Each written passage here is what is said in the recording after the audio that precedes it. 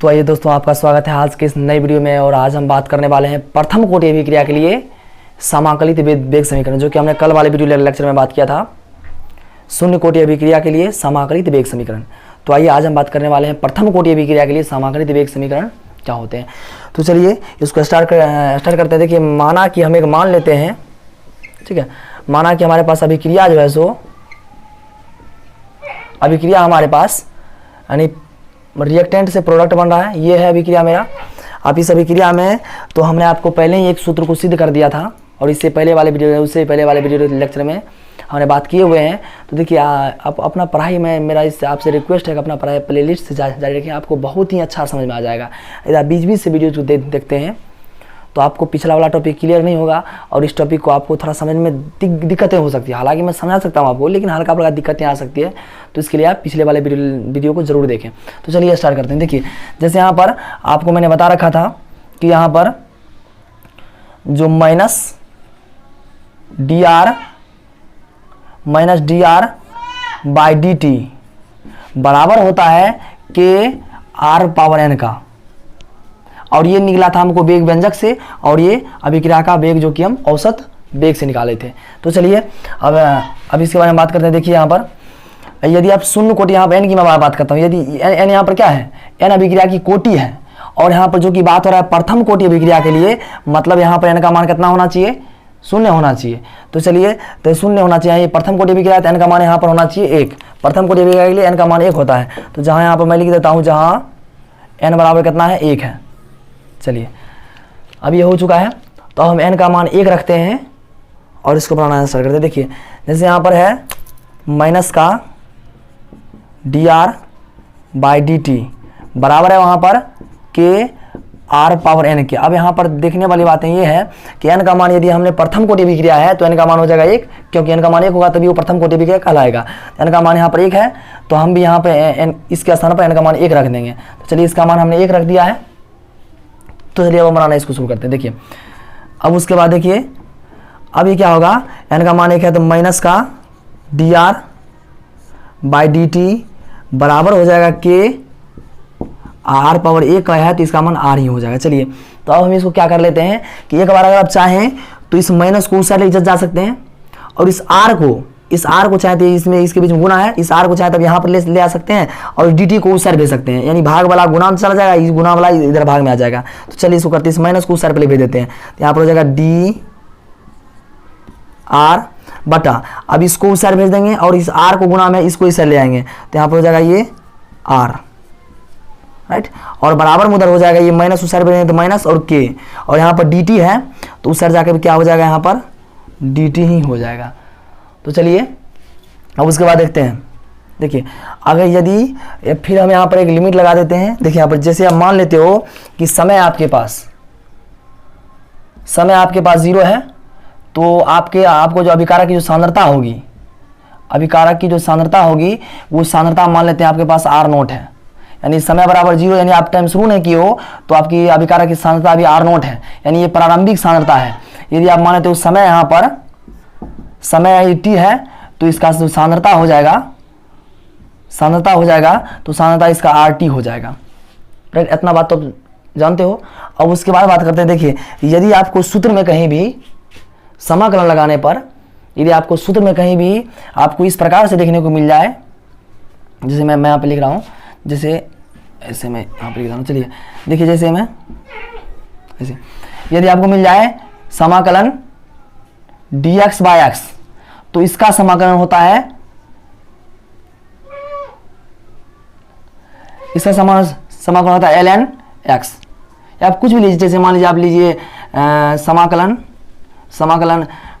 dy bye y, तो इसका हो जाएगा सीधा ln के बचते हो ln y हो जाएगा इसका समाकलन। ठीक है, तो चलिए ये जो ln है, ln क्या है, ln x यहाँ पर क्या है, तो यहाँ पर log का बेस e का मान हुआ ये। तो log का 2 बेस चलता है, एक होता है 10 और एक होता है e। तो log का बेस e होता है ln। जैसे यहाँ पर मान लेते हैं आप, यदि log का बेस e है और log का बेस e होगा, तो इसका मान होगा ln में ln x होगा। और यदि log का बेस यदि आपके पास 10 है, तो यदि आप x का मान इसमें देखोगे तो ये हो जाएगा, इसका हो जाएगा log x। ठीक है। यदि log का बेस ई है तो इसका मान हो जाएगा ln x, और log का बेस 10 है तो इसका मान हो जाएगा log x। हालांकि मैथ्स जो बायो के बच्चे हैं उसको थोड़ा प्रॉब्लम हो सकता है, लेकिन कोई नहीं, आप प्रैक्टिस कीजिए, आपको बहुत ही अच्छा हो जाएगा, कोई दिक्कत नहीं है। चलिए, तो यहाँ हो गया। अब हम यहाँ पे दोनों तरफ समाकलन करने पर, दोनों तरफ अब हम यहाँ पे इसका समाकलन कर देते हैं। चलिए अब यहाँ पर लिखिए, दोनों तरफ समाकलन करने पर, दोनों तरफ समाकलन करने पर, अब दोनों तरफ यदि समाकलन कर देंगे तो यहाँ पर हो जाएगा ये समाकलन dr/r। अब यहाँ पर देखिए लिमिट लगती है, एक लिमिट मैं लगाना भूल गया, लिमिट यहाँ पर लगाई। देखिए जैसे यहाँ पर अब बराबर कर लेते, देखिए बराबर में है समाकलन, माइनस को बाहर रख देंगे, समाकलन हो जाएगा समाकलन k dt, राइट। और यहाँ पर लगती है, देखिए जैसे आप यहाँ पर t को यानी समय बराबर एक बार माने हो 0, समय बराबर 0 माने हो तो इसकी r0 यानी कि सांद्रता, इसकी अभिकारक सांद्रता हुआ था r0, और यदि समय t पर लिए थे तो अभिकारक की सांद्रता थी वहां पर rt, ठीक है। यानी ये r0 जो है सो प्रारंभिक सांद्रता है। तो चलिए अब आगे बात करते हैं। देखिए अभी हमें आपको तुरंत बताया है, यदि समाकलन dx/x है तो इसका समाकलन होता है ln x, तो ठीक उसी प्रकार से यहाँ पर dr/r है तो इसका जो हो जाएगा dr/r है तो यहाँ पर हो जाएगा, यहाँ पर जितना ln x हुआ था तो वहीं यहाँ पर हो जाएगा ln r हो जाएगा यहाँ पर, राइट, ln r हो जाएगा।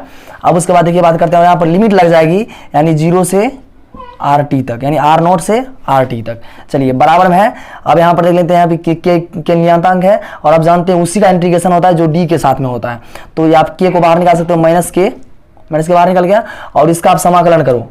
तो आप इससे पहले वाले वीडियो लेक्चर में पढ़ चुके हो कि यहाँ पर इसे अगर समाकलन dx बराबर रहे, समाकलन dx होता है इसका मान x होता है, यदि समाकलन dy हो तो इसका मान ही y ही होता है, dt के साथ जो भी होता है उसका मान यहाँ पर इतना निकलता है। चलिए अब समाकलन dt का कितना, dt का समाकलन हो जाएगा यहाँ पर सीधे हो जाएगा t, और यहाँ पर लिमिट लग जाएगी कि 0 से t तक। आई होप आपको इतना तक समझ में आ गया होगा। तो चलिए अब आगे बात करते हैं। देखिए इसके बाद आप जानते हैं अपर यानी कि अपर सीमा माइनस लोअर सीमा, तो अपर सीमा माइनस लोअर सीमा यानी कि उच्चतम सीमा माइनस निम्नतम सीमा। उच्चतम सीमा यहाँ पर आया rt, तो rt इसके स्थान पर रखेंगे rt, यानी यहाँ पर ln r के स्थान पर है, इस r के स्थान पर रखेंगे rt, और फिर माइनस होगा, फिर यहाँ पर माइनस r0 रखा गया। तो चलिए अपर सीमा माइनस लोअर सीमा करते हैं, ln, अब इसके स्थान पर संख्या का स्थान पर रखिए rt, ln rt अपर सीमा माइनस लोअर सीमा करते हैं, मतलब ln r0। चलिए अब बराबर हो जाएगा, यहाँ पर बराबर हो जाएगा माइनस के। अब यदि इसका आप निकालते हो अपर सीमा, मतलब अपर सीमा है t माइनस लोअर सीमा है 0।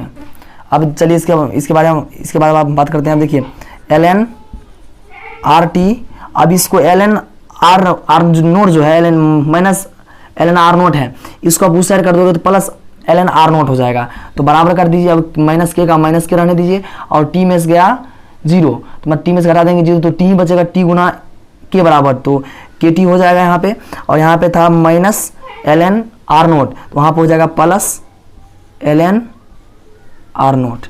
तो चलिए इतना हो चुका है। तो अब हम इसके बाद आगे बात करते हैं। देखिए यहाँ पर मैंने आपको एक ग्राफ बताया था। देखिए यदि यहाँ पर इससे कंपेयर किया जाए, यानी कि y = mx + c के बारे में, जो कि यहाँ पर x यहाँ पे एक सरल रेखा के रूप में है, यानी कि सॉरी y एक सरल रेखा के रूप में है, और ये जो x है ये नीचे रहता है x, राइट। अब उसके बाद देखिए बात करते हैं, ये जो c है, c रहता है जहाँ से अगर आप शुरू होती है तो शुरू यहाँ से उसका मान है c, और ये m जो m स्लोप है, यानी y ऊर्ध्वाधर रेखा है, और ये जो x है x निचली रेखा है। उसके बाद देखिए c जहाँ से अगर आप शुरू होती है, और m को बोलते हैं स्लोप, यानी कि आप इसको हिंदी में बोल सकते हो, इसको परवर बोल सकते हैं हिंदी में, ठीक है। अब देखिए c जो है सो c जहाँ से अगर आप शुरू होती है। अब यदि हमने एक बात और जानना है कि देखिए m का मान यदि प्लस में होगा तो अगर आप ऊपर जाएगा, यदि m का मान यदि माइनस में होता है तो अगर आप नीचे आएगा। तो इतनी बात हमको ध्यान रखना है। तो देखिए यहाँ पे जो है सो m का मान दो टाइप से, यदि m का मान प्लस में जाए तो तो यानी ग्राफ ऊपर जाएगा, यदि m का मान माइनस में आता है तो इसका ग्राफ नीचे जाएगा, यानी m का मान यहाँ पर माइनस में है तो इसका ग्राफ नीचे जाता है। तो चलिए अब इसका हम कंपेयर करते हैं इसके साथ।